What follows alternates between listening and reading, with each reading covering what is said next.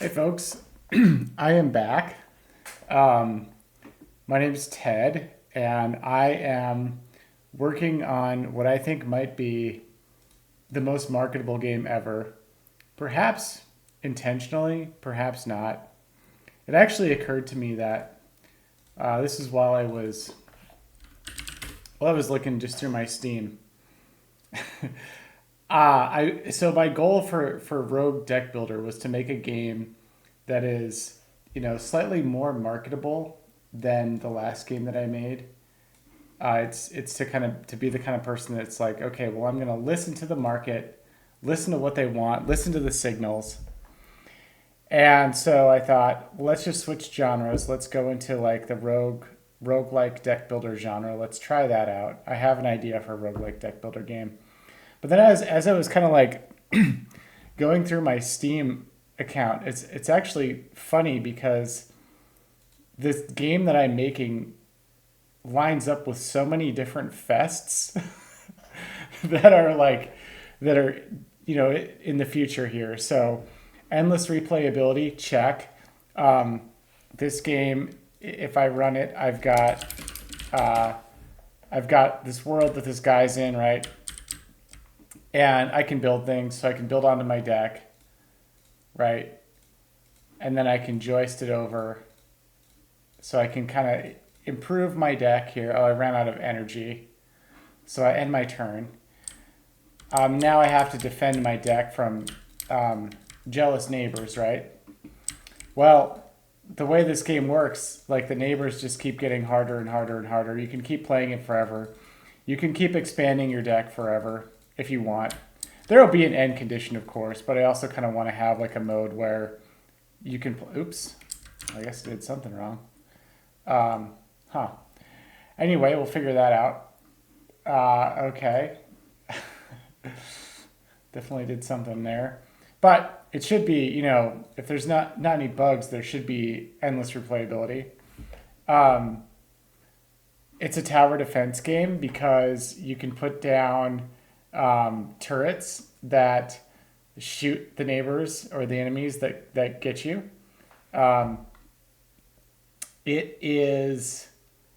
It might have cooking actually because um, it's a patio deck that you make, and on that deck there are I might have like a grill that you can put down, and then you can cook on the grill. I might even have like some farming in there, like gardening. So maybe part of it is you can put down a garden plot, and you can grow food that you can then cook on the grill, right? So there's, if I do this right, I think I could really hit, as many of these as possible, and then just get into a ton of Steam fests. So yeah, that's kind of the plan. Or I'll see what I can do. Where do we leave off? So I'm gonna run this again. Yesterday we left off at um, I've got this concept of energy, and I've got this concept of um, yeah, I've got this concept of I can build these various parts in my deck, and they cost a currency. And these are like my core building things, right? So I can do post holes, joists, and deck panels. And if I finish, so one thing I could do is in a single turn, I think I could do, yeah, one small deck panel addition, right? Like that. And each of those cost one of this energy currency. But I also have this other thing. So there will be other cards that you acquire throughout the process of playing this game that they're gonna they're gonna have a wide variety of different purposes, and those are actually gonna, I think, be more like cards in a traditional deck builder game, where it actually is about balancing those out a little bit more. So uh, like I can have turrets in there. I can have um, things which maybe there's like some concept of like deck sealant or something that's something you can use, or maybe it's got some amount of uses. Um, maybe there's um, maybe there's like I said, garden plots. There's a number of different things that you're going to be able to build here that would go on your deck that can help you out with defending it. Maybe a crafting bench, something like that, where you put the crafting bench down and you can then craft various items like a better gun, better armor for yourself, that kind of stuff. Um, all of that will come from these cards that you acquire throughout the game. And then it's going to kind of be up to you to sort of place these things down strategically, because they're all going to get different benefits that kind of synergize with each other. So for example, if I put down, maybe there's like a special turret where it gains more power when it's sitting next to a resource like this, right? So something like that, right? So the first thing I have to do is I have to capture this resource, and then I have to place the turret down next to it. So that's something. Maybe one of these abilities, one of these cards is the ability to move something, right? So the ability to pick up something that you've already placed and then move it. That could be one of these abilities, and then it costs a certain amount of resources to do that. So I'm starting to kind of have this notion of resources and then different cards that are in this hand that you can play. I'm not going to have as many as there are here, or quite. So these three are always going to stay because they're just totally necessary. If you can't place post holes, joists, and deck panels, you really kind of can't play the game. So I want to have some basic things that you can kind of always do. And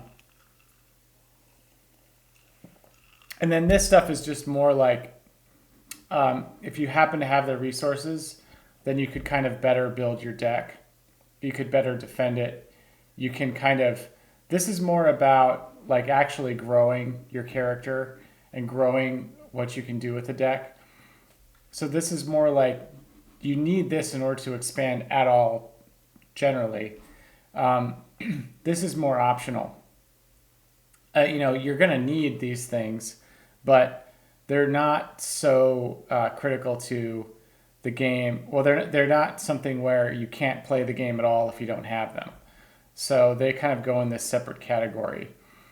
I have designed it so that there's an empty slot. So I also have like if this slot isn't filled with something, I've considered that possibility too. So what I'm thinking is maybe this, every time you play, you draw a random card, and you as you play it, you kind of, so you'll have one of these options in that kind of sidebar, and then as you sort of start to build up more of what's in that card deck, these things get filled in, and so as you add more and more to it, there will always be four things occupying those slots. But then when you use one of them up, for example, it'll show as empty if you used it up that turn. That's kind of my thinking. Not totally sure if that's 100% what I will go with, but I'm kind of thinking that's what I want. And I'm also thinking that, well, yeah, I think that part will actually be purely random, like how it mixes them all together. So I think it'll just pick randomly from your sort of deck of cards that you've built of these things. It'll pick randomly the kinds of buildings that you can place down in there. And then I think that there might even be some like one-time use things that are kind of like core to the game. So one thing I could think, because this kind of got me thinking, gosh, there's a lot in this game that like the towers, right? Like turrets, I'm going to want to place a bunch of those down because I'm going to be kind of constantly assailed by enemies, right? And maybe there are different things that help you to acquire more resources, right? Or maybe they boost your resource count as you're playing. And so those things I'm definitely going to want to place a lot of them down. But there might just be these special kind of like one-off buildings that I don't always want to place. I get it once and then I put it down and then it's kind of like out of my deck. So it's like maybe I choose that special building type and it gets shuffled into my deck, right? I place it once and then so there'll be some way of indicating that that's kind of like a one-time use thing. Um, I wanted to have that because there's some things that go on the deck that I think kind of really expand the gameplay in some pretty important ways. So, one thing that I can think of, sort of off the top of my head, would be something like a grill, right? Like, what backyard deck doesn't have a grill on it, right? So, if you can't place grills, then that kind of sucks. Like, that sort of like misses a big thing of what the game is. But if you can place grills, then now we have this whole cooking mechanic in the game, which is pretty cool. And so maybe that's like how you beef up the player character, right? So just like in Legend of Zelda Breath of the Wild, or also Eastward has it. So maybe there's like a gardening and a cooking kind of a system that's in the game. I place down these garden plots. I grow these like wild vegetables on my deck garden, and then I take them over to the grill and I cook them. And I make these meals that then can power up my character so I can better fight the next wave. Um, that's just kind of what I'm thinking it'll be. But there could be other things too. So maybe it's not that. Maybe instead it's a crafting bench, right? And so I can use the crafting bench to craft better weapons. And I have to get like all these exotic materials to kind of craft better and better versions of my weapon, better and better versions of my armor. You can imagine that in addition to kind of beefing up the deck itself, I'm also beefing up the player character. And I'm using these like one-off buildings to do that. There might be other kinds of buildings that are in the game as well. Just kind of depends on how much of a scope of the game you want to have. So those are my thoughts about how that system's going to work. But basically, it's going to be 4 cards, and those are the ones that are going to be kind of like randomly shuffled in.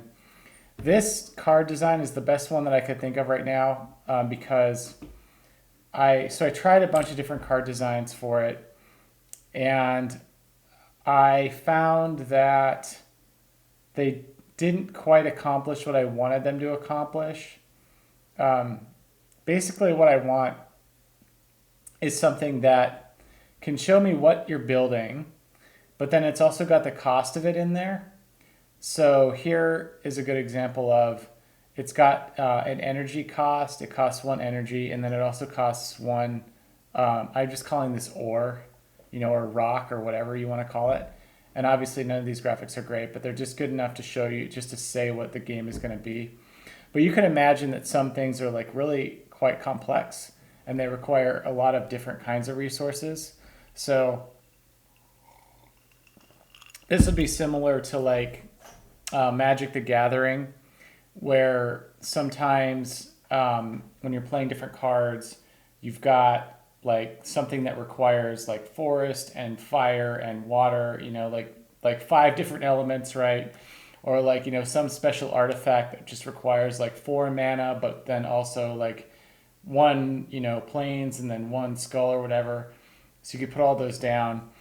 Some of these cards might get the cost might get to be a lot of resources. In which case, I'll just expand this over to this side, and then right now, because the game doesn't really have much text, I was also thinking that like the flavor text or whatever could go underneath here, and then you could kind of have the option to expand it to read the rest of the text.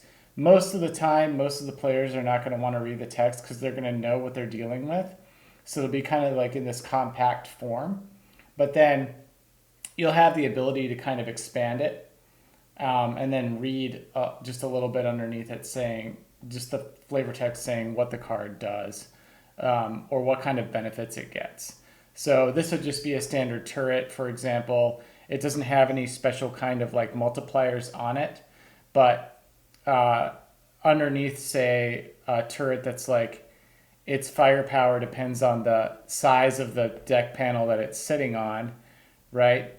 In that case, like you want to have some flavor text underneath it that says what it does. And so the card would be a little bit taller. But I tried a bunch of different card designs. Obviously, this was not what I wanted. Like a standard card also turned out to not be what I wanted because it wasn't, to me, it just didn't seem really easy to get the cost in there because it can cost quite a few resources. So maybe, once I, like later on, if I get, an artist or something or am able to pay more for it, I'll actually have better designed cards and maybe I could, put the cost over here or something like that. But that's kind of a later thing. What I find that right now, this works with the existing art assets that I have. So I'm going to go with that. It's pretty darn explanatory. So I think I'm gonna stick with that. So that's that. Yeah, and now I'm just kind of like working through that user interface and making sure that I get all four of those different options in there. So this is looking pretty good for now. When I was playing earlier, I actually saw a bug. So I never like to have bugs in my software. If anything ever crashes, I like to figure out why it crashed. And I generally take an attitude of like kind of a zero tolerance policy, which is like if I know that there is something that can cause the game to crash, I tend to go right after it immediately. So in that case, even if I'm prototyping actually, because yeah, generally it's never a good thing. So I've got my debugger open here, remedy BG, and I'm going to use this, and I'm going to figure out what the deal is with that bug. So I totally understand if you do not want to tune in for a debugging session, but that's kind of what this is going to be. So I just have to figure out. So I know where I was. Basically, what I did was I did a little bit of building, right? And also it was like targeting. I think I know where the exception happened. It was targeting. So now on my turn, I got to fight some guys. Oh, maybe one of these guys couldn't figure out what target to go after. I don't know. Okay. It's kind of funny watching them like bounce off the rocks. This is not the greatest collision detection. Okay. Skip. All right. Looks like I can keep building. Okay. Put a panel down. And I guess I will try to acquire this resource, right? So I can't now. Something about targeting was wrong.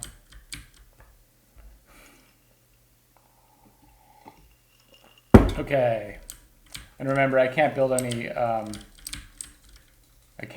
turrets until I kill all these guys.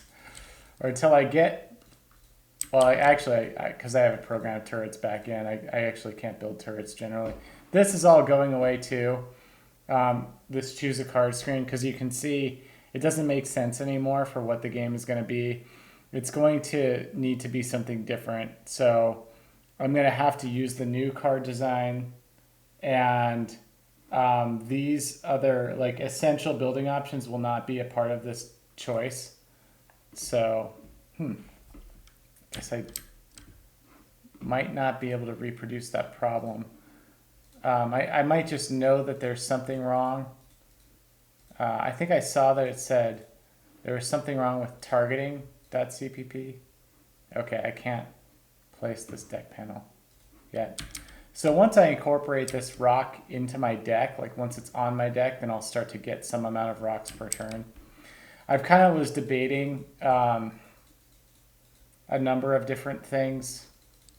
So what I might end up replacing that with is a system where you can, you might not necessarily get the rocks right away. So one thing I was thinking is, okay, so I can now, now the rock is a part of my deck, right? And so what this, and you'll also notice that it says 1 per turn. So now I get 1 rock per turn.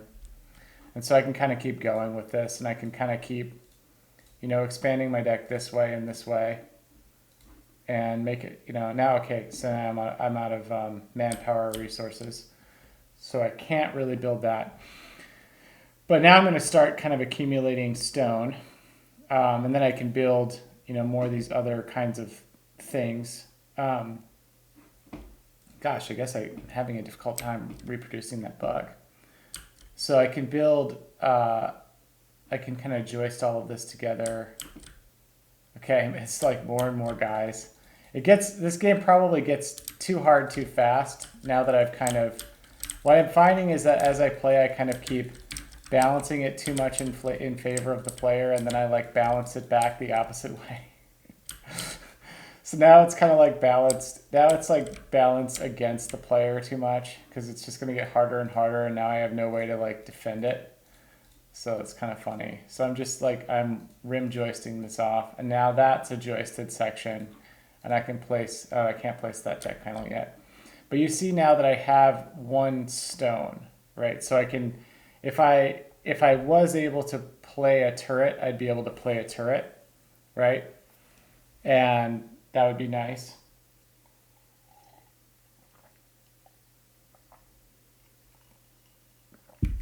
So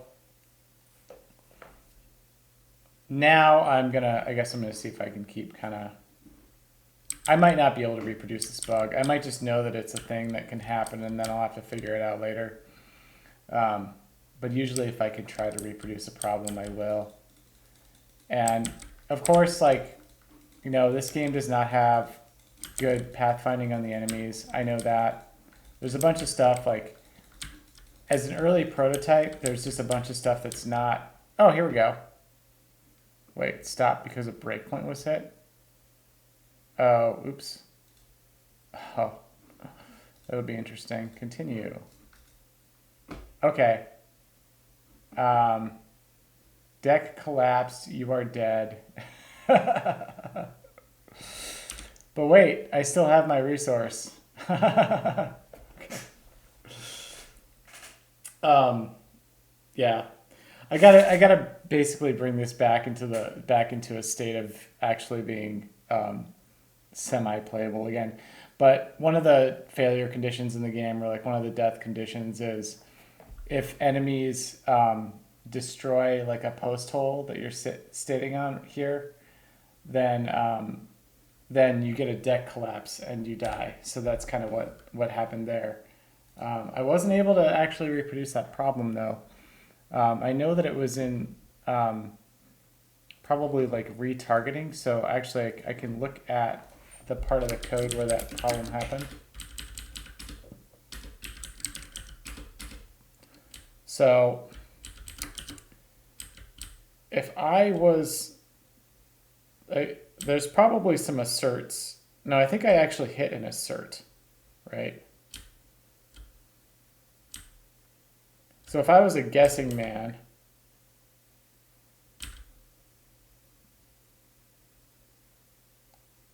it's got to be one of these asserts that I hit. So I might have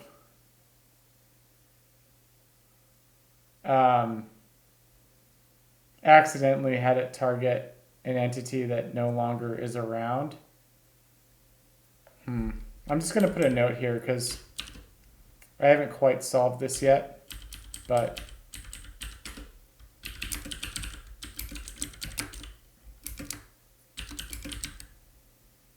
kind of wondering what other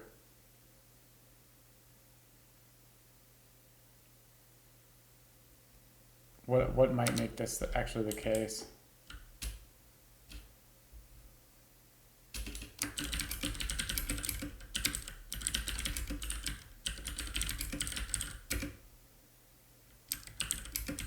Longer valid targets. So that's a possibility. I'm not really sure, but I'm guessing that that's where, because this is the only place where this is basically the only function in this file where there's two asserts. And so if I was guessing, it's not going to be this because there's no assertions there. There's really nothing not much it can hit. But, and this too, there's no assertions. So it's got to be something like this, the retargeting. So I go through a search area. Yeah, the other thing too I could do. Postal 0.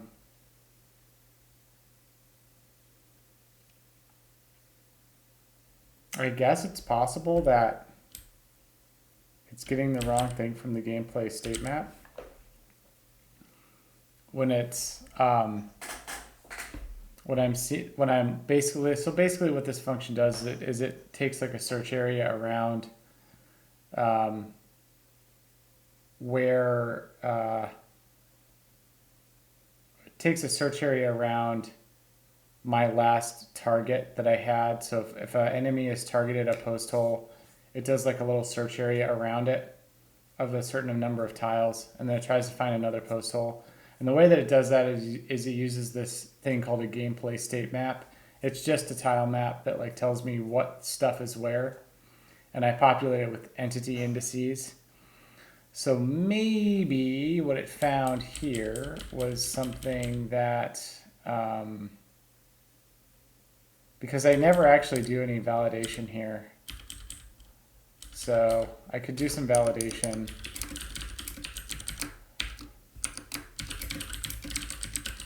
To make sure this entity exists. And if it doesn't exist,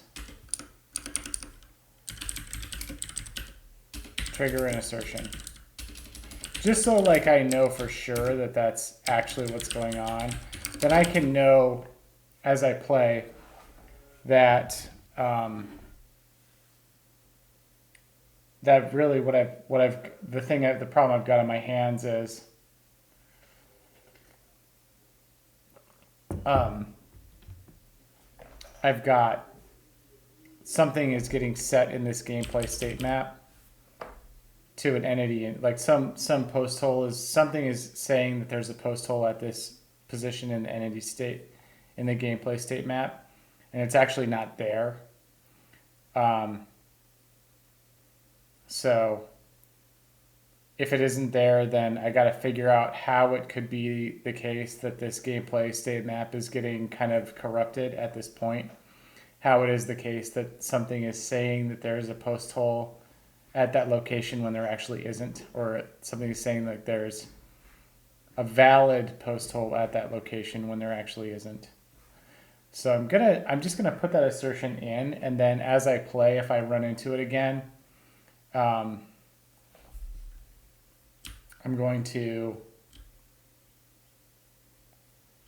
yeah, it's almost certainly buggy.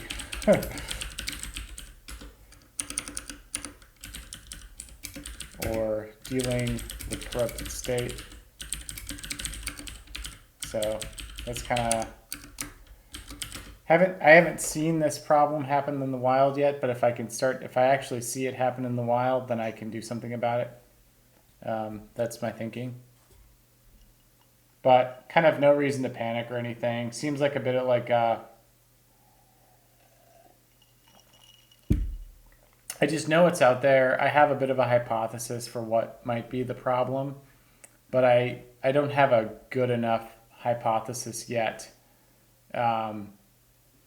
to really be confident of what could be causing it. So there's not yet a good reason to do too much. If I could just reproduce it really easily, then I would do that and I would just solve it. But when it's something that's more difficult to reproduce, you kind of have to sort of pick it apart a little bit more slowly. So I want to make sure I'm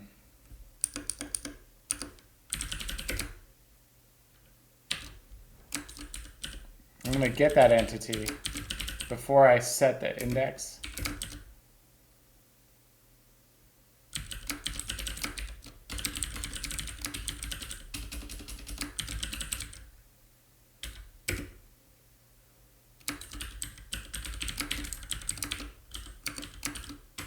And I'm going to say if it exists, then fine, we can set that, right?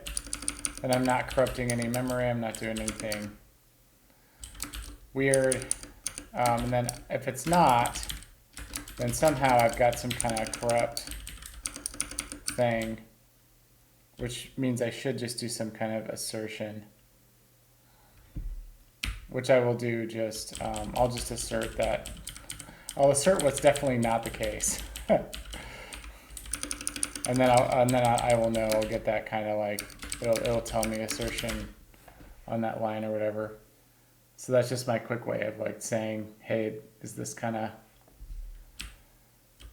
working here?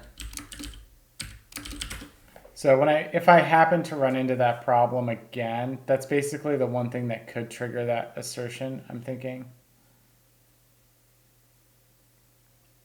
Unless, another thing that could trigger that assertion is this search area is just totally devoid. So maybe the search area isn't large enough to always find something.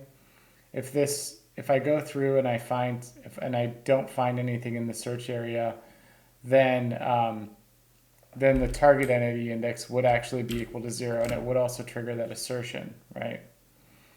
So depending on which line this assertion gets hit, that would actually that would say a lot.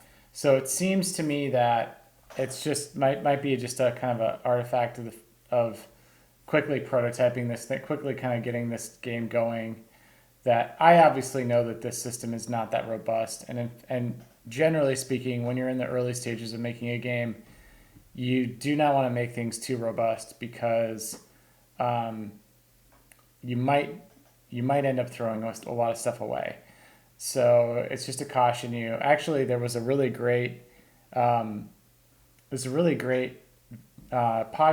very recently that was Jonathan Blow talking about how he prototyped Braid, and he goes to great length explaining all of the sort of like gut instincts that you have to kind of avoid when you're prototyping something. It's just, you always want to make things better, you want to make things more robust, less buggy, but it's usually not the right decision to make when you're so early in a project.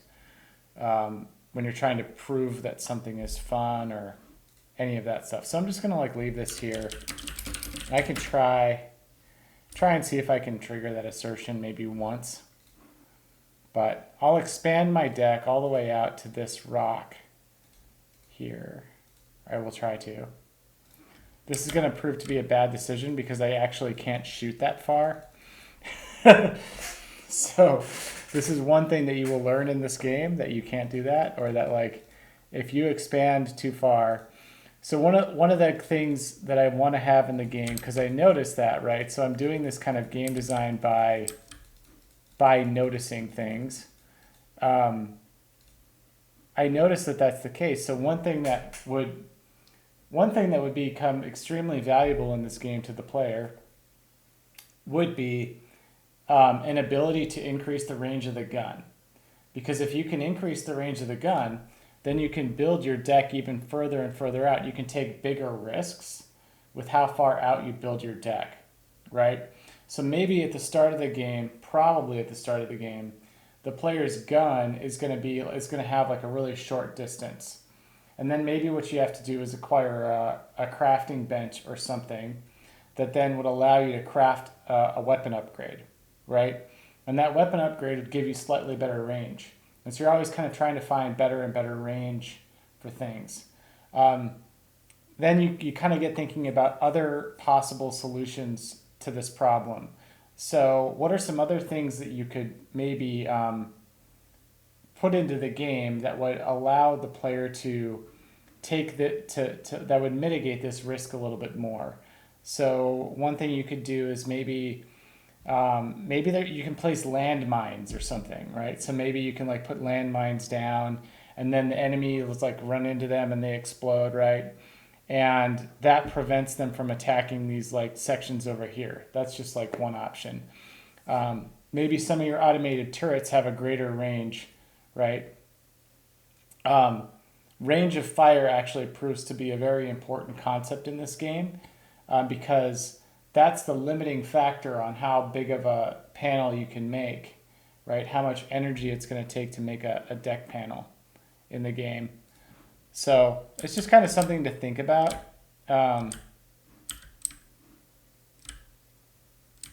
Because yeah, now I can't shoot far enough to defend that, and so it becomes too much of a risk to have that exposed.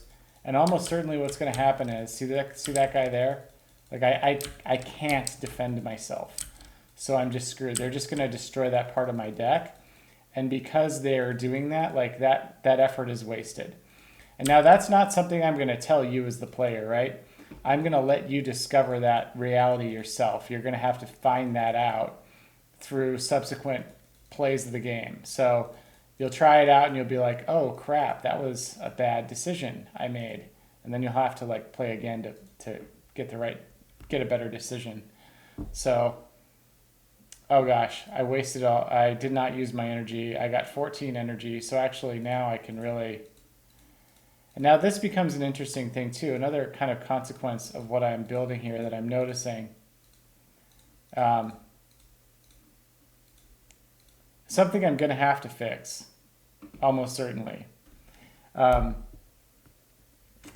This idea that I just default get 7 energy a turn, okay, is kind of bad. And the reason that's kind of bad is because it counteracts the strategy of picking when you want, like how far you want to expand. So I think a big part of the macro strategy of this game is how far do you want to expand out that deck? And then there's that natural risk-reward trade-off of how far you can shoot your gun, right? So if I can only shoot my gun this way, and this part is like not defensible, right? So I can't defend this. If I always get 7 energy a turn, actually that's really bad because what I could do is instead I could just play 3 turns and then allow my energy to kind of save, like I could just save up my energy, right? And then, and so maybe what I could do is like I could just not build anything for like a ton of turns, like 3 or 4 turns, save this up till it's like 35 or something, and then just play all of the post holes and all of the stuff that I would need to do in order to get this, right? In order to be able to add this rock to my deck, right? Because now that I've expanded, I actually do have something that I can defend it. So once I put that panel down and I can walk on it, now it's defensible, right? So if I always get 7 of this a turn, it banks up when it shouldn't be able to bank up. I guess what I'm kind of thinking of is maybe this is more like daylight hours, right? Or like time. And this actually would be a lot like actual deck building now that I think about it. So I'm probably going to replace this with some concept of time where you only get a certain amount of it per building phase, and you just can never, you can't store it up, right? Like that's just not allowed, right? So it's kind of like if you waste all of the hours in the day, too bad. Like, you just didn't get it, you're burning daylight. You just didn't get enough time to build your deck. So you're not going to get that time back.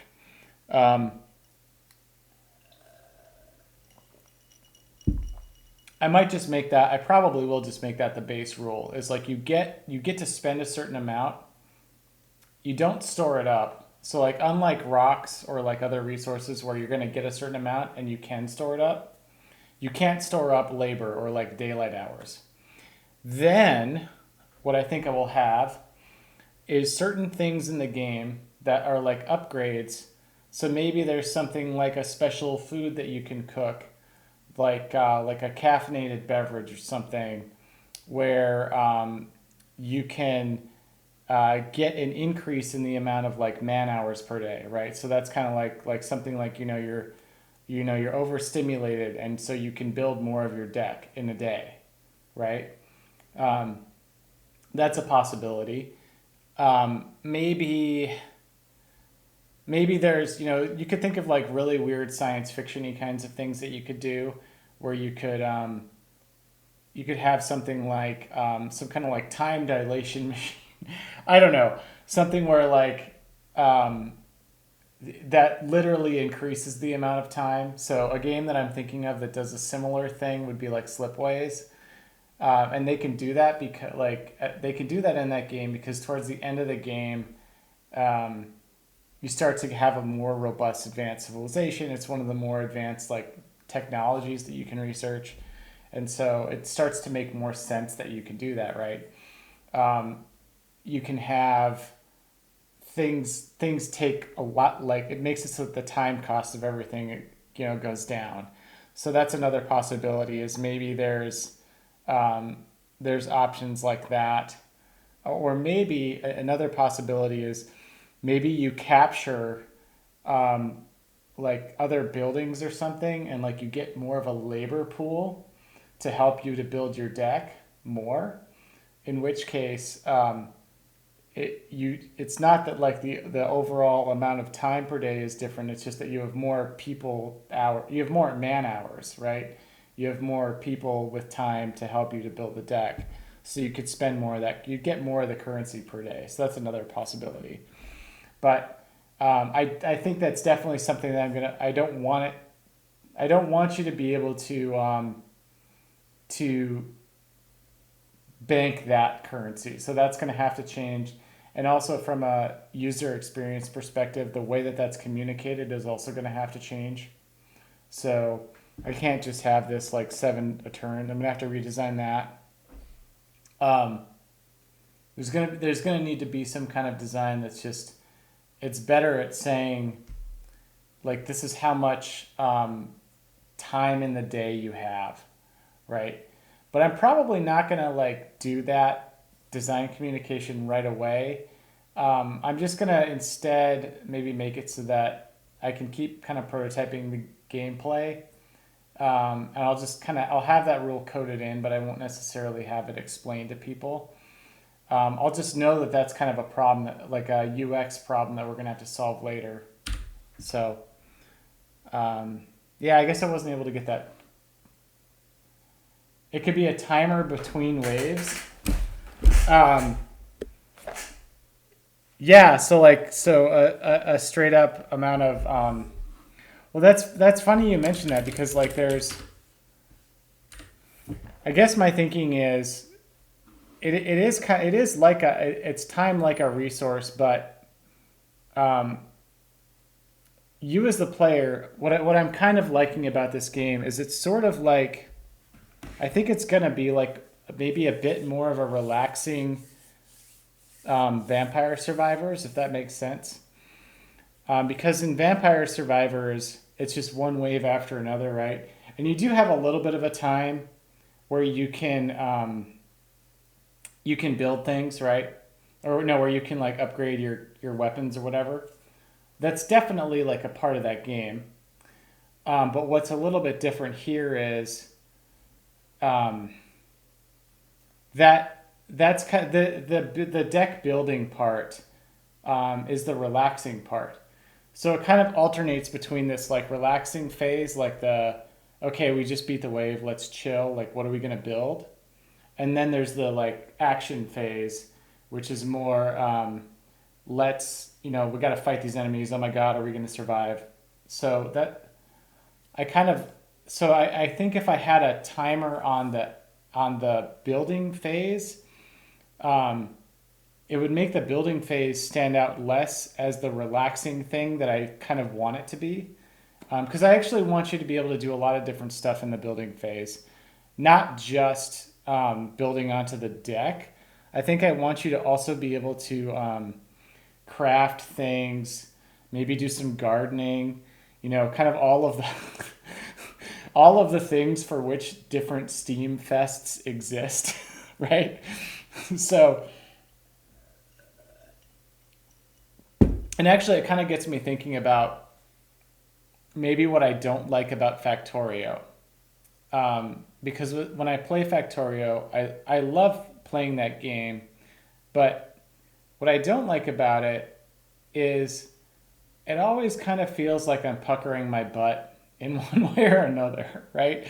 Even when I've got like the most like robust, like the most defended base like you can imagine, right? Like I've got like a huge wall of turrets, and I've got the Spidertron, and I've got, nuclear weapons. I've got like everything.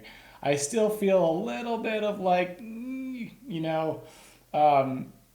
you can't just sit and focus on building your factory because like the biters are going to come get you. And so what I like about this design of having the deck building phase, just like committing to the building being relaxing, right? Is it's kind of like, okay, you can chill, like this is your time to go grab a cup of coffee. This is your time to like take your dogs out, whatever you got to do, and then you can build. And then but when you come back and you end your turn and we're going to go into the fighting phase, like now it's time to pucker that butt. So it's like creating distinction between those. So maybe there's a timer during the attack phase. I could definitely see that, right? So something like kind of counts down, um, and then you've got that attack phase. But I think I want the building phase to be like as chill as possible, um, with some kind of time like cost system in place. And the only reason that it's like time is that it's not something, you can't store up time, right? If I decide that I'm not going to work for the next hour, I can't like put that in like a little battery and get it back. I don't get it back if I don't work. So I want there to be something like that where it's not something you like, time is not something, or like manpower or like labor hours, that's not something you can store up and then just do like a burst of work in one day. Maybe there's like some special things that you get in the game that let you do something like that. So maybe there's something like, I don't know, something that lets you do like a power nap or something, and like you can save up a little bit of that, save up a little bit of like labor, and then the next day, you can really go at it. Maybe there'll be something like that in the game, but I think mostly I just want um, literal time to build stuff. Oh, instantaneous is better. Okay, I see what you're saying. So um, that I don't know yet, right? So I get what you're saying, right? Because actually, like um, my answer is I don't know. Um, the reason what I suspect though, if I'm just paying attention to like the pure strategy aspect of the game, what I'm thinking is, um, I'm thinking, where are the core risk reward trade offs, right? What are those? Um, the clearest that I can think of that's just a mathematical truth is if I do this, right, and I can build 7 post holes in one turn, right? Because I have 7 manpower hours or whatever, right? I can do that. Um, Now, the problem is that and maybe there's a benefit to doing that, because it would actually cost less. Because I could make one big panel that goes all the way over here, and then I could just do a huge deck panel, and I could like capture this resource, and I could expand the deck really, really far. But the risk of doing so is that I can now, because my gun doesn't shoot far enough, I can't defend these 3. So they're probably going to eventually go away. They're probably going to get destroyed by something, right? So if I can't defend them, then that's a risk I take, right? Um, Now what I'm thinking about is, okay, let's say that it's possible for you to build something and then it's like under construction, right? Maybe it's under construction for one deck defense phase, just as a thought. And then maybe over subsequent phases, maybe you can put more manpower in it to build it up, or you can put more resources in it to build it faster. So that to me would be like a cost system, right? Maybe there are some things that you can't just build instantly, right? Because they actually require a great deal of manpower and materials over a long period of time. And so maybe you have to build them up over the course of several deck defense phases. And while you're doing that, it's exposed, right? And so it's vulnerable to attack. I could see some situations where maybe you can have certain things. Like imagine that there's something that's like you could place it right here and it's right at the edge of what you could defend. And it takes multiple turns for you to defend it, right? And then so on multiple defense phases, you're like pouring resources into it, and it's kind of like slowly building up, kind of like in an like an RTS game or like a city builder game, something like that. And then like on the final, like once you put that last bit of resource and manpower in, maybe there's just like this huge like deck explosion of like it like really expands everything all the way around that section, and it gives you this huge bonus, right? That to my mind would be a great example of one of those. That's kind of like it's a Hades like risk reward trade off.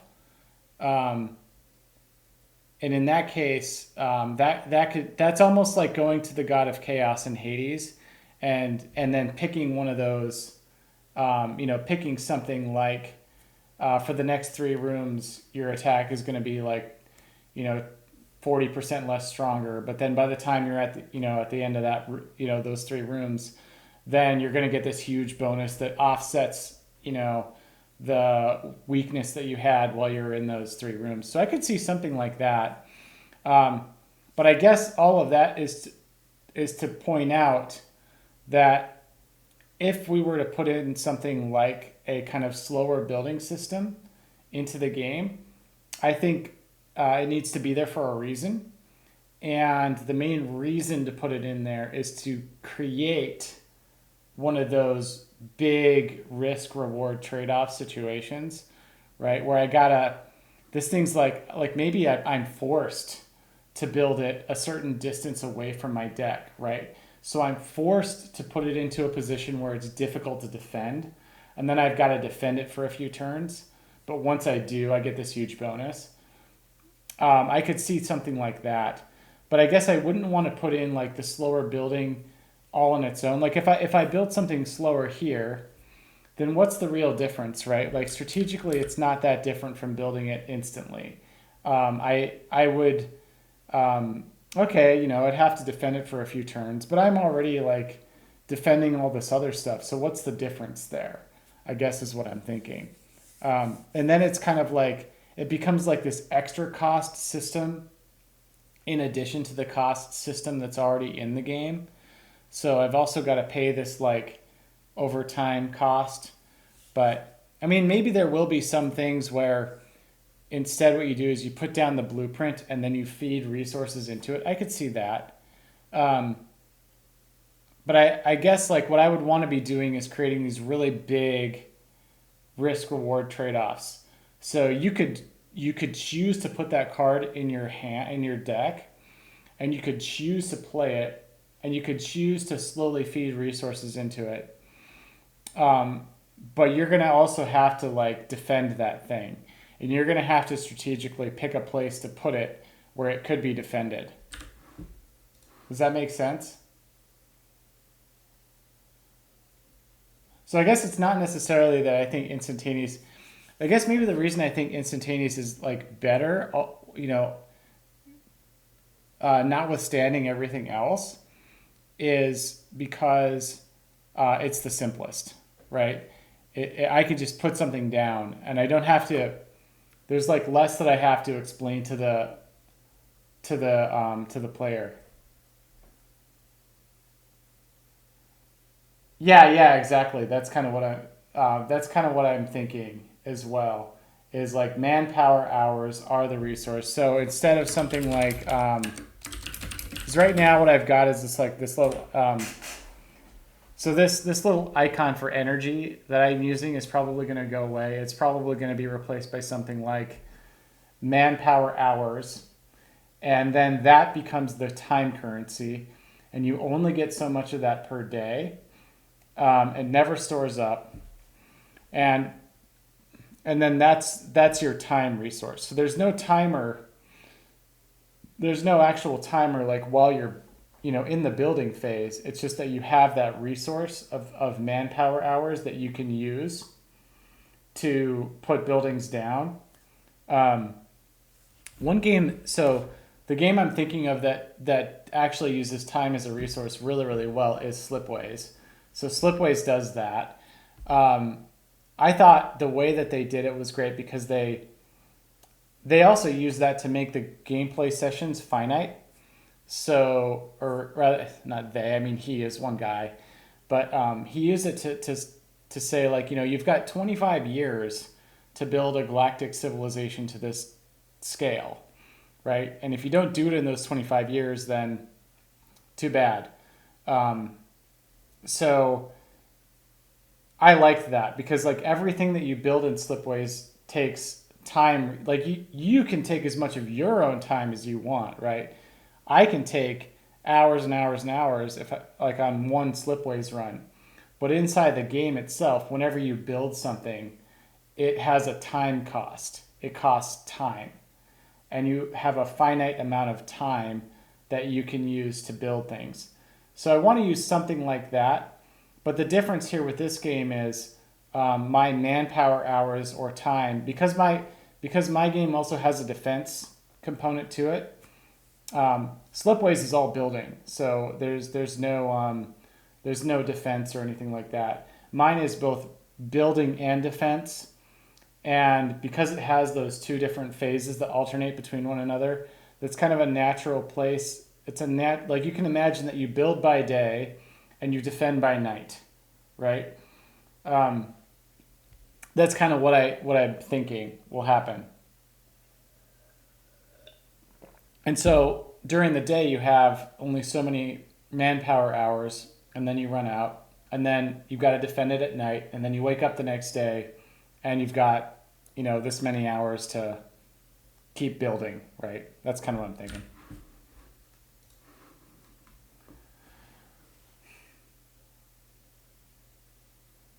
Yeah, I see what you're saying there, right? So, um, yeah, everything is actually in construction mid-wave, right? So you're talking about the possibility of having some buildings that I put it down and it's in construction for like multiple defense phases, right?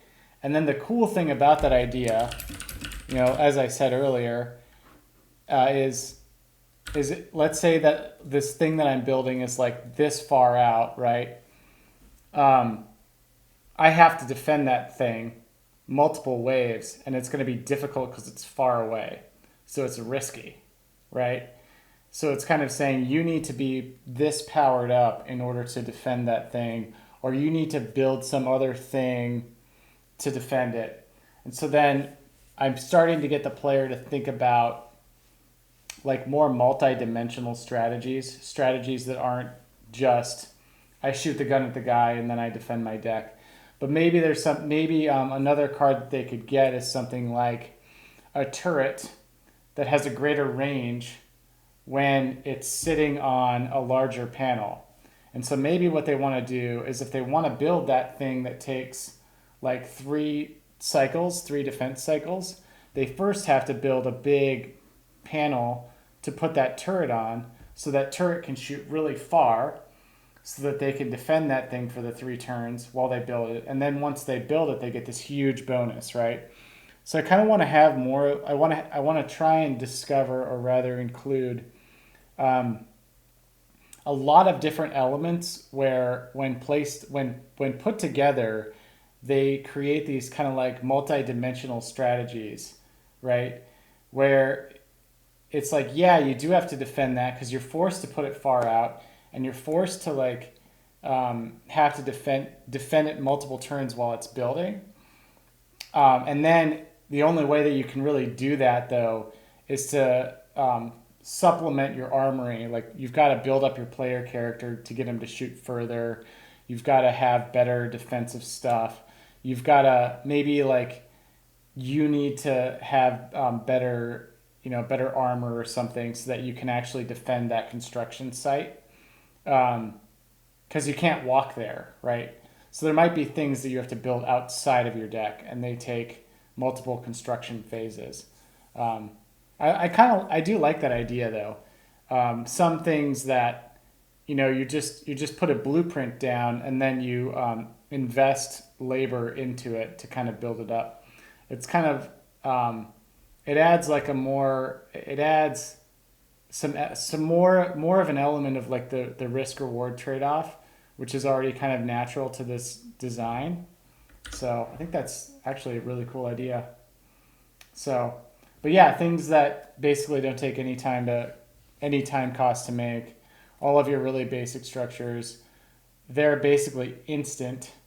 But then the other stuff, maybe what you can do is you put down a building plan for it, and because it costs so much time to build, you have to build it over several attack and defense phases. I could definitely see that. Um, it's yeah, yeah. I see. I kind of see what you're saying. So yeah. So while something's under construction, um, that as soon as you've got something that's under construction, you've got this added pressure to defend it, right? And then of course you can also kind of change the enemy um, AI, right? So that it goes at it's good. Like you can program it so that it knows to go after these things, like some of the big ticket items, right? So it's gonna try and destroy your big ticket item no matter what. And actually, some of what you're saying ties into one of the core problems of this game that I've not yet solved. One of the core problems is um, the failure condition, right? So I have health here.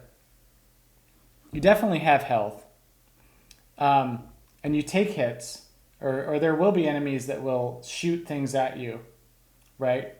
And your health will go down. That's just true. But there's this other problem where um, the only way that you can really die in this game or fail is if you happen to be standing on a panel that gets destroyed. So, um, and then you get the deck collapse or whatever. But if you don't, if you're somehow able to dodge enemy projectiles, or there's not that many enemy projectiles hitting you all the time, and you're able to defend it, there really isn't much of a failure condition here. So maybe one of the ways to kind of bolster that failure condition is maybe every X amount of turns or every X amount of defense phases, there's like a mega structure or like some big structure some important structure that you have to build, and if you don't build it, you lose the game, right? So what that does is it really forces you to take more of an aggressive strategy, and it also kind of naturally bakes in a lose condition, which would solve this problem, because I have a health bar here, but it doesn't really mean anything yet because no enemies can actually harm you aside from attacking the deck. That might just be because I haven't put in like all the different enemy types. I haven't put in ranged enemies, and maybe once I get like 5 different enemy types in, it'll be a moot point because um, you're gonna get attacked, right? And it's gonna be difficult, and you are gonna get hurt, and so maybe that's not going to be a problem. But I could also foresee something where naturally the way that you play the game, it's actually really easy to avoid getting hit. And it's more about, can you successfully build this resource intensive thing? And if you don't, then you lose. So that would be like a good way of kind of, I don't know, shoehorning a lose condition in, because there needs to be one. It's kind of what I'm thinking. So, gosh, lots of design discussions today. Oh, that's another possibility. Yeah, yeah. So, and yeah, so there's a lot of different ways that you could do that too. So, the energy you get by turn by turn, could be the product of your success and failure. So, gaining or losing hope. You gain all this hope that that you're going to be able to build that deck however you want, and the more that it's actually hilarious. Um, I could see. So one way of doing that too is, if there are certain cards in the game or certain things that you can craft or build that give you that manpower hour boost, right? Because then you're being successful at building up the deck, acquiring new resources, increasing the rate at which you acquire resources, then feeds back into being able to get those new cards that then could increase your manpower per day, right? So that would be like one way of doing it without necessarily or without necessarily introducing a totally new system, would just be to use the existing systems in the game and then have a card or a structure or a consumable or something that you build that gives you that bonus. Um, that's kind of what I would want to do. And then kind of, you can kind of like tweak the science fiction dial on that as much as you want, right? So like the like not very sci-fi dial would be, it's like an espresso. Right? So, you're this guy's like, he's high on caffeine and he's like, I'm going to build this deck. And the much more science fiction would be something like, actually all these people that have been attacking your deck are aliens, and then you discover their alien technology, and they have this like time dilation machine, and so like you build a time dilate. You can imagine it going a lot of like the lore going a lot of different directions. Building decks is what gives his life meaning. Exactly. Right. Yeah. So he's just got his like that actually kind of fits into like the story of it little bit too, because um, it's at least like what I think I want the story to be is, it's a little bit of a kind of a tongue-in-cheek commentary on like being middle-aged. I happen to be middle-aged. I'm 40. And so like one of the things that maybe starts to happen at this age is like you kind of been in the workforce for a while, and I did software contracting for like a long time, like 10 years, and I just got pretty dissatisfied with my work, to be honest. I would do all this work that just it didn't really feel like I was building much of anything of quality. It felt like I was just kind of gluing crap together, right? And just to get it out the door as fast as possible. It seemed like a lot of the technologies and things that we picked at my work were just because we picked it because it would be easy to teach dumb people to use it, right? And I know that sounds like really judgmental, but I think a lot of the tech choices are basically some version of that. It's like, all right, like we got this UI framework because it's like, fairly like you don't need to be, well, we think you don't need to be a genius to use it, but actually like CSS, you do need to like, it's more complicated than just doing the math. So we have all these like crappy half-baked solutions that are like trying to make it easier for people, but then end up just doing the opposite. And so for me, it created a lot of dissatisfaction. And so I ended up, working on a lot of things like my games and my game engine and all this stuff on the side. And that's what gave me so much more satisfaction. But then I sort of started to become kind of like more cranky and middle aged, and like more just not wanting to do all this glue code crap and wanting to like, make my own thing. the way that I want to. And so I guess perhaps like this deck building thing is just like an allegory of me wanting to like, you know, build my own stuff the way that I find satisfying. So there's a little bit of me in this character, right? Is like, you know, he's middle aged. He's probably dealt with like all these demanding clients, you know, and now it's like the last straw is the city council, and like, you know, they passed this resolution that's like, oh man, you know, we're gonna build, we're gonna limit the size of decks, and he just, you know, that's the straw that broke the camel's back. So he's just screw it. I'm gonna build this deck however I want.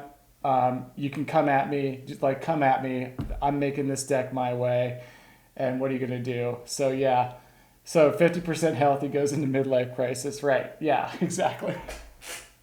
And maybe there's like different bonuses that you get like once he's in a midlife crisis. I don't know, but I definitely want to like play with that a lot. Actually, with that kind of like how the main character becomes the rogue deck builder, not in a serious way, because there's the playful fun way, right? It's kind of like haha. He's like, you know, he's kind of malding. He's middle aged, right? Uh, but then there's yeah, there's the not so serious way, but then there's also like the really like there's actually like really serious versions of this, like, you know, the guy, there was a guy that like um, is in Granby, Colorado. I know this because I'm from Colorado. He he took a bulldozer and then he put a bunch of like concrete on the outside of it, and then he drove it through town, and then he like started demolishing all of these buildings that belong to the government, right? And I think it was kind of like a similar situation. It was like there was something that he wanted to do, and the government was getting in his way, and so he's just like, "F it, man! I'm I'm gonna put like all this concrete on a I'm gonna make my own bulldozer and you know drive it through all these buildings." So like that's like I guess what I'm saying is there actually is a serious angle to some of this stuff. Like there are people that do that kind of thing, but I kind of wanted it to be like more tongue in cheek. I wanted to have more like just kind of characters where it's just more fun. It's not taken too seriously. So you know, another example is like maybe like there's a female character that's like kind of like a Martha Stewart, right? Like, you know, she's facing all this like pressure, you know, from the media or whatever, and she just wants to like focus on gardening or something. You can imagine, you know, it's not just like a guy that's like, you know, wants to build his deck, but there could be like a lot of different characters that, for whatever reason, they're having a midlife crisis, and like this is the thing. So, anyway, yeah, talked about a lot of different things. So that's kind of where this design's sitting. Um, I am now going to so the next thing I'm going to do, kind of while I'm not on stream, is I'm going to get this working to where I can select these and I can place them down with the resources, um, and really just bring the game back into a state where it's actually playable again. Because right now it's not playable. I'm still kind of halfway between the old way that I was doing things and then the new way, and so I want to just like clear out the old stuff, have it be all the new stuff, and then start playing the game more with these new systems. Start putting new cards in. Start putting new enemy types in. Just seeing, trying to get more of a feel for what the game is. So that's the plan. Um, I will stop now. So if there's any more questions, I would be happy to answer them.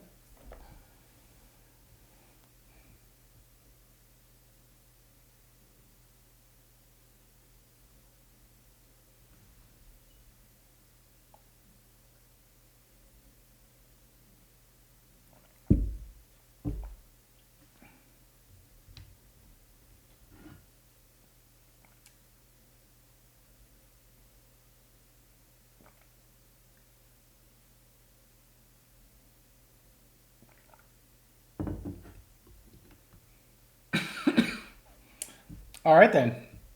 Have a good afternoon. It's been fun. I appreciate you so much. Thanks.